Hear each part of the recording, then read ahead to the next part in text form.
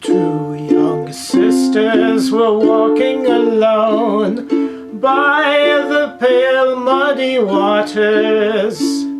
Two young sisters were walking alone by the pale muddy waters of Onion Town, when one of them pushed the younger into the cool green water, pushed her sister and watched her drown in the cold muddy froth of a river. Well, she floated and she floated down, for pale she was as the water, floated down till she washed on shore of the pale muddy banks of Onion Town. With wolves by night and the sun by day, nothing was left but bones and hair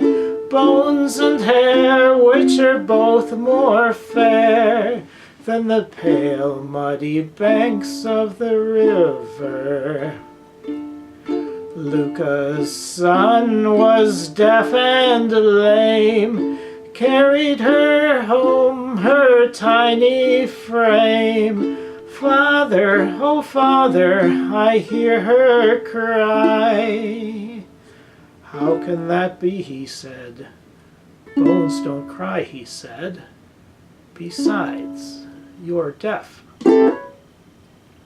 But he thought that there must be something to these bones, so he made a fiddle out of her breastbone, made some pegs out of her finger bones, made a bow out of her leg bone, and from her yellow hair he strung the strings that would have her story sung. Sometime later, one old woman was walking alone by the pale muddy water.